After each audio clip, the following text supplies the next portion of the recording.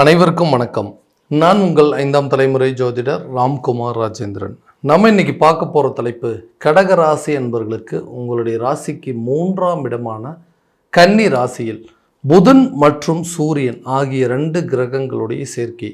புதன் ஆதித்ய யோகம் என்று அழைக்கக்கூடியதுங்க. இந்த யோகமானது செப்டம்பர் மாதம் 17ஆம் தேதி முதல் அக்டோபர் மாதம் 2ஆம் தேதி வரை நடைபெறவிருக்குங்க. கன்னி மாதத்தில் பிறக்கக்கூடிய இந்த சூரியன் மற்றும் புதன் ஆகிய 2 கிரகங்களுடைய சேர்க்கை கடகராசி அன்பர்களுக்கு வாழ்க்கையில் எந்த விதமான அற்புதங்கள் மற்றும் சிறப்புகளை கொடுக்க போகுது அப்படிங்கிறத இந்த காணொலியில் தெளிவாகவும் துல்லியமாகவும் பார்க்கலாங்க. நம்ம சேனலை ஃபஸ்ட் டைம் பார்க்குறவங்க தான் சப்ஸ்கிரைப் பண்ணிக்கோங்க. பெல் பட்டனை கிளிக் பண்ணி ஆல் அப்படிங்கிற ஆப்ஷன் கொடுத்துக்கோங்க. கடகராசி அன்பர்கள் சந்திர பகவானை அதிபதியாக கொண்டவர்கள், சுறுசுறுப்பான நபர்கள், எப்பொழுதுமே ரொம்ப ஆக்டிவாக இருக்கக்கூடியவங்க. தனக்கு ஒரு விஷயத்தை செய்து முடிக்கணும் அப்படின்னு நினச்சிட்டாங்க அப்படின்னா அந்த விஷயத்தை முடிக்காமல் அடுத்த வேலையை தொடங்கவே மாட்டாங்க. சூழ்நிலைக்கு தகுந்தாற்போல் வாழ்க்கை நிலையை மாற்றி அமைத்து கொள்ளக்கூடிய தன்மையை கொண்டவர்கள், மற்றவர்களுக்கு உதவி செய்யும் மனப்பான்மையை கொண்டவர்கள், இலகிய மனம் படைத்தவர்கள் அப்படின்னு சொல்லாங்க. ரொம்ப சுறுசுறுப்பாக எல்லா விஷயத்தையுமே எந்த சூழல் இருந்தாலும் சரிங்க, கஷ்டமாக இருந்தாலும் சரி, நஷ்டமாக இருந்தாலும் சரி, அதை சரியான விதத்தில் செயல்படுத்தக்கூடிய நபர்களும் இந்த ராசிக்காரர்கள் தான். கடந்த சில நாட்களாக பார்த்திங்கன்னா நான் நினைக்கக்கூடிய விஷயங்கள் எல்லாமே என்னுடைய கைமீறி போயிட்டுருக்குங்க. ஏன்னா நான் ஒரு விஷயத்தை நினச்சி ஒரு காரியத்தை பண்ணுறான், இன்றைக்கி நடக்கக்கூடியது டோட்டலாக வேறு விதமாக இருக்குது. எதையுமே என்னால் சரியாக செயல்படுத்த முடியலைங்க, எதையுமே என்னால் பண்ண முடியல. ஆரம்பித்த காரியங்கள் எல்லாம் அப்படி இப்படியே நிற்கிதுங்க. அடுத்த லெவலுக்கு மூவ் பண்ணவே முடியல.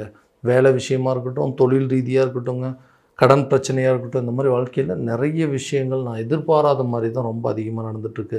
வேலை அப்படிங்கிற ஒரு விஷயம், எப்படியாவது எனக்கு ஒரு வேலை கிடைக்குமா அப்படிங்கிற அளவுக்கு சில முயற்சிகள் எடுத்துகிட்டே இருக்கேன். ஏன்னா இருக்கக்கூடிய வேலையை விட்டுட்டு அடுத்த வேலையை பார்க்கலாம் அப்படின்னு சொல்லிட்டு இருந்த வேலையை விட்டுட்டு வேறு வேலையை தேடினேன். இன்றைக்கி இருந்த வேலையும் போயிடுச்சு. நான் தேடிட்டு இருக்கிற வேலையும் எனக்கு சரியான விதத்தில் கிடைக்கல.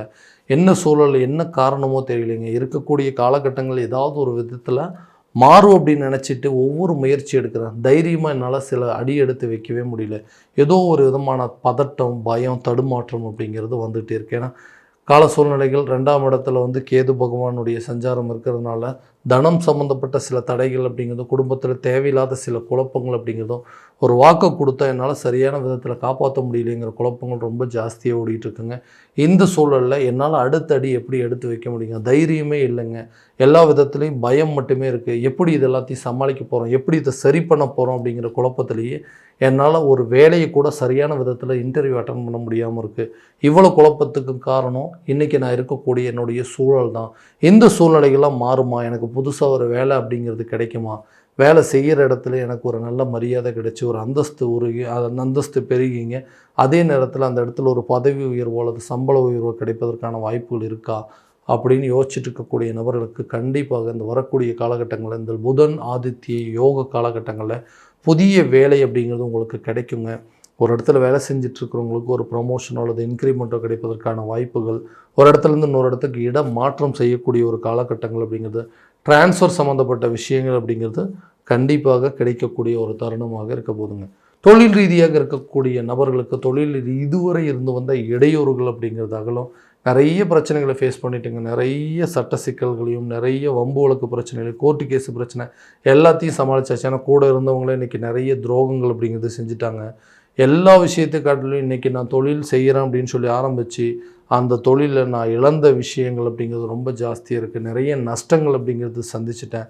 என்னால் இதுக்கு மேலே சரி பண்ணவே முடியாதா? ஏன்னா ஒரு காலத்தில் கொடி கட்டி பறந்த காலகட்டங்கள் போய் இன்றைக்கி அடுத்த விஷயத்தில் அடுத்த லெவலுக்கு ஏதாவது மூவ் பண்ண முடியுமா, இது எப்படியாவது இந்த தொழிலை தக்க வச்சிக்க முடியுமா அப்படிங்கிற அளவுக்கு போராட்டங்கள் அப்படிங்கிறது ஏற்பட்டுருக்குங்க. இந்த தொழிலை சரியான விதத்தில் நடத்தக்கூடிய ஒரு காலகட்டமாக இருக்க போது உங்களுடைய நிர்வாக திறமையாலும் உங்களுடைய புத்திசாலித்தனத்தாலும் இழந்த விஷயத்தை மீட்டெடுக்கக்கூடிய காலகட்டமாக இருக்கும் போது தொழிலை நல்ல லெவலுக்கு கொண்டு போவீங்க. கண்டிப்பாக அதை சக்ஸஸ்ஃபுல் பிஸ்னஸை கொண்டு போகலாம். புதிய தொழிலை தொடங்குவதற்கான சில வாய்ப்புகள் அப்படிங்கிறது உருவாகுங்க. இது வரைக்கும் வேலைக்கு போனது போதும், அட்லீஸ்ட் புதுசாக ஏதாவது ஒரு தொழில் பண்ணுறதுக்கு முயற்சி பண்ணலாமான்னு யோசிச்சிங்கன்னா அந்த நிகழ்வுகள் கூட நடக்கக்கூடிய ஒரு தருணமாக இருக்க போது பிஸ்னஸை நீங்கள் நினச்சபடி நிறைய சேஞ்சஸ் அப்படிங்கிறது கொண்டு வரலாங்க. அடுத்ததாக திருமணம் சார்ந்த சில நிகழ்வுகள். திருமணம் அப்படிங்கிறது ஒரு விஷயங்கள் காலகாலத்தில் கரெக்டான விதத்தில் நடந்திருந்தது அப்படின்னா இன்றைக்கி அட்லீஸ்ட் கொஞ்சம் பொறுப்பாவது இருந்திருக்கும். ஏன்னா இந்த மாதிரி பொறுப்பு இல்லாமல் இருக்கிறதுக்கு இவருக்கு ஒரு கல்யாணத்தை பண்ணி வச்சுருந்தா இன்றைக்கி நல்ல பொறுப்பாக இருந்திருப்பாருன்னு சொல்லி மற்றவங்க அந்த திருமணம் நடக்காத ஒரு விஷயத்தையே எல்லாமே எனக்கு சாதகம் இல்லாமல் நெகட்டிவாக திருப்பிட்டாங்க. ஏன்னா இந்த கல்யாணம் நடக்காதனால தான் இன்றைக்கி நான் இருக்கக்கூடிய நிலைமை இப்படி இருக்குது அப்படின்னு சொல்லி இந்த திருமணம் அப்படிங்கிறது ஒரு மிகப்பெரிய கருத்தாக கொண்டு வந்து நிறுத்திட்டு இருக்காங்க. ஸோ திருமணம் அப்படிங்கிறது கரெக்டான விதத்தில் அமையுமா, நான் எதிர்பார்த்த வாழ்க்கை எனக்கு கிடைக்குமா, எல்லா விஷயத்தையுமே அட்ஜஸ்ட் பண்ணி போகிறதுக்கு நான் ரெடியாக இருக்கேங்கன்னா நான் நினச்சபடி ஒரு வாழ்க்கையை என்னால் அமைச்சிக்க முடியல, நான் ஆசைப்பட்ட வாழ்க்கை அப்படிங்கிறது சரியான விதத்தில் அமையுமான்னு யோசிக்கிறவங்களுக்கு கண்டிப்பாக திருமணம் சார்ந்த யோகங்கள் அப்படிங்கிறது கண்டிப்பாக உருவாகுங்க. லவ் பண்ணிகிட்டு இருக்கிறவங்க கூட மேரேஜ் லெவலில் கொண்டு போகிறதுக்கான சில சூழல் அப்படிங்கிறது ஏற்படும். ரொம்ப நாளாக வந்து அலைன்ஸ் பார்த்து செட் ஆகாதவங்க கூட கூடிய விரைவில் திருமணம் அப்படிங்கிறது ஏற்படுங்க. ஸோ கணவன் மனைவிக்கிடையே இருக்கக்கூடிய ஒற்றுமைகள் அப்படிங்கிறது எல்லா விஷயத்தையும் விட்டு கொடுத்து போகிறதுக்கு தயாராக இருக்குங்க. ஆனால் நான் செஞ்ச சில தவறுகள்னால இன்றைக்கி எங்களுக்குள்ளே தேவையில்லாத குழப்பங்கள் வந்து 2 பேருமே பிரிந்து வாழக்கூடிய அளவுக்கு சில சூழ்நிலைகள் ஏற்பட்டுருது. என்ன காரணம்னே தெரியலைங்க. எல்லாமே நல்லா தான் போயிட்டு இருந்தது. ஆனால் எங்களுக்குள்ள ஒரு சில கருத்து வேறுபாடுகள் அப்படிங்கிறது வந்துடுச்சு. ஏதோ ஒரு விஷயத்தை கொண்டு வந்து இணைச்சி இன்றைக்கி எங்கள் 2 பேர்த்துக்குள்ளேயே ஒரு நல்ல அண்டர்ஸ்டாண்டிங் இல்லாமல் போயிட்டுருக்கிறதுக்கான சூழல் அப்படிங்கிறது ஏற்பட்டுச்சு.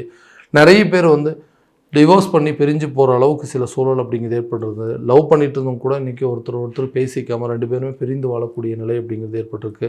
இந்த நிலைகள் மாறுங்க. கணவன் மனைவிக்கிடையே நல்ல ஒரு ஒற்றுமை மேன்மை அப்படிங்கிறது உண்டாகும். பிரிந்த காதலர்கள் ஒன்று சேரக்கூடிய ஒரு காலகட்டமாக இருக்க போதுங்க.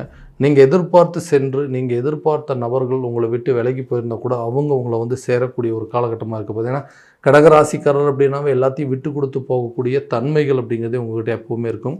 அந்த மாதிரி சூழ்நிலைகளை எல்லா பிரச்சனையும் ஷார்ட் பண்ணி அதாவது சமாளிப்பதற்கான சில சூழல் அப்படிங்கிறது ஏற்படுங்க. குழந்தை பாக்கியம் சம்மந்தப்பட்ட விவகாரங்கள், குழந்தை பாக்கியம் அப்படிங்கிறது மட்டும் கரெக்டான விதத்தில் இல்லை அப்படின்னா அதனால் நம்ம சந்திக்கக்கூடிய அவமானங்கள் அப்படிங்கிறது ரொம்ப ஜாஸ்திங்க. அந்த பிரச்சனைகள் எல்லாத்தையும் கடந்து வந்தாச்சு. நிறைய ட்ரீட்மெண்ட் பண்ணியாச்சுங்க. அதாவது ஒரு செயற்கை கருத்திருப்பு, ஒரு ஐவிஎஃப் ட்ரீட்மெண்ட் அப்படிங்கிறது எடுத்தாச்சு. குழந்தை பாக்கியம் அப்படிங்கிறது எங்களுக்கு உருவாகுமா, நிறைய மருத்துவ செலவுகள் அப்படிங்கிறது பண்ணிட்டோம். எந்த விதத்துலையும் எங்களுக்கு சரியான ஒரு ரிசல்ட் அப்படிங்கிறது இல்லவே இல்லை. அதே போல் ஒரு குழந்தை இருக்காங்க, 2வது குழந்தைக்கு உண்டான சில முயற்சிகள் அப்படிங்கிறதும் அதுக்கு உண்டான சாதகமான சூழ்நிலை ஏற்படும் அப்படின்னு கேட்டிங்கன்னா கண்டிப்பாக இந்த காலகட்டங்களில் சில முயற்சிகள் நீங்கள் எடுக்கலாங்க. அதுவும் தைரியமாக சில முயற்சிகள் எடுக்கும்போது கட்டாயமாக அது வெற்றி காணக்கூடிய ஒரு காலகட்டமாக இருக்க போதுங்க. புதிய சொத்துக்களை வாங்குவதற்கான முயற்சியும் அதே நேரத்தில் வீடு கட்டுவதற்கான யோகமும் வண்டி வாகனம் சம்மந்தப்பட்ட யோகங்கள் அப்படிங்கிறது கண்டிப்பாக இருக்குங்க. புதிய சொத்துக்களோ அல்லது இதுக்கு முன்னாடி ஒரு சில முயற்சிகள் எடுக்கும், இந்த பணம் எனக்கு கரெக்டாக கிடச்சிருச்சு அப்படின்னா இந்த இடத்துல இந்த ப்ராப்பர்ட்டி வாங்கிடுவான், இல்லை இந்த தொகைக்காக வெயிட் பண்ணிட்டு இருக்கு, இது கிடச்சதுன்னா வீடு கட்ட ஆரம்பிக்கிறோன்னு சொல்லி எதிர்பார்த்துட்ருவங்களுக்கு கண்டிப்பாக கேட்ட இடத்துல கரெக்டான உதவிகள் அப்படிங்கிறது உங்களுக்கு கிடைக்குங்க. ஆரோக்கியம் சம்மந்தப்பட்ட விஷயத்தில் கொஞ்சம் கவனம் அப்படிங்கிறது செலுத்துங்க. எல்லா விதத்துலேயும் ஏதாவது ஒரு விதத்தில் ஹெல்த் இஷ்யூ அப்படிங்கிறது ஒருத்தர் மாற்றி ஒருத்தருக்கு ஃபேமிலியில் யாராவதுக்கு ஒருத்தர் பிரச்சனை வந்துகிட்டே இருக்குது. ஏதாவது ஒரு ஆப்ரேஷன் பண்ணக்கூடிய சூழ்நிலை அப்படிங்கிறதும் அதே நேரத்தில் மருத்துவ செலவினங்கள் அப்படிங்கிறது நிறைய வந்துக்கிட்டே இருக்குது.